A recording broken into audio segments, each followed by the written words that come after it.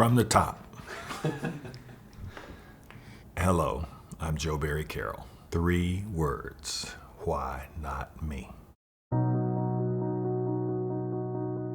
I'm saying that out loud sometimes, even to take inventory on, is there a true barrier to me not doing this thing that appeals to me?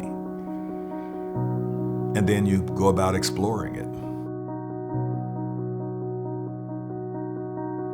Someone in Arkansas made that quilt for my father, and when he passed away in 1968, I was about to be 10, and I just happened upon it, and they were about to toss it, and I just picked it up as a 10-year-old and took it to my mother's home, and it's been with me ever since, and it's tattered because I've traveled with it from Pine Bluff to Denver to Indiana when I went to Purdue to San Francisco when I played with the Warriors. It's been like a little binky almost for me every place I go. But it's real important. 5 rows over, 5 rows down. It's beautiful and a great testament to what lies within people. Initially, basketball was something to do. It's free, it only requires a ball. But over time, you start seeing people you compete against, that they're going to college and the college is being paid for because they're playing basketball. That's a wonderful combination. And so I thought maybe I could do it. I mean, I kind of knew it, but when I began to play with the older guys and guys who had even had careers professionally, and I said to myself, I can do that. First time I was traded, I must have been looking off into the yonder like, what the hell's coming next? You know, because you play for one team for all those years, and then toward the end of your career, you bounce around a little bit. Jerome Whitehead, he's the late Jerome Whitehead. That's why I'm very specific about saying his name. I want to honor him. And he said to me, you just got to remember, wherever you go, try to add something. And I just thought that was so great. It was a simple thing. It wasn't a long discussion. He may have said it in just that brief of a time that I just said that. There's a piece that I painted called Pearl. She's leaning forward with a box like this, offering that forward. And what is our gift? We're spending time oftentimes trying to figure out what is our gift? What are we bringing to a space that did not exist without us? Or that we're adding to what already exists.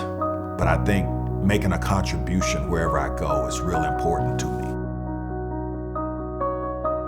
I help young athletes and entertainers and high net worth individuals manage their investments. I experienced things myself that I felt would be helpful for guys, and now, after 20 years of doing it, I'm seeing, it really works, and it's gratifying to me. Money just solves the things that money can solve. If you don't have a car and you need a car, you can buy a car with money. But at some point, it's just going to be a car. Same thing with a home or anything else. And I think that sometimes we overestimate what that money's gonna do. Like if someone is nice, it'll put them in a position of leverage to where they can do more nice things and make the world nicer. If they're horrible people, they're just gonna be horrible. There's a Van Gogh painting that inspired me. I wasn't trying to duplicate it, but it was an inspiration. So it has many of the elements, and I did it. And then I'm sharing it with a friend, and he didn't see Van Gogh. All he saw was what he referred to as 2 people wrestling on concrete. And I thought that was beautiful because it's an illustration of how there's room for everybody and their opinion. I did not study art. My college diploma is in economics, but I can study art. I mean, there's just as much information as your calendar will allow for you to explore artists, what they did, how they came through, what their stories are. And you begin to just compare that to where you are and the possibility that, maybe this is something that you can do. Because I'm really most concerned with doing a thing well. In my studio, half of it is all junked up with paint and brushes and drop cloths and things like that. And I'm often on the other side of that room doing something. There's something there right now. There's wet paint in my in my studio right now, so there's always something. When you play professional basketball, people are going to write about you. If you have a public life, period, people are going to write about you. And I thought everybody's talking about me except for me. And so that was kind of my initiation into writing. This was the first time that I wrote about myself. A lot of my storytelling may come from even just when I was a little boy with my father. You may or may not have had a television, and we did not. We had a radio, but my father was a storyteller, and he spoke in dialect, and I was fascinated by this man who was just bigger than life to me, so anything he said was gonna pretty much capture me. But he would just tell these stories, and I was just fascinated that somebody could, just by the way they were telling a simple story about a foot race with a rabbit or something, something silly, but it was something magical about it, only to grow up here all these years later and know that it's mythology. And why we're drawn to any storytelling is that it offers us a promise of some sort.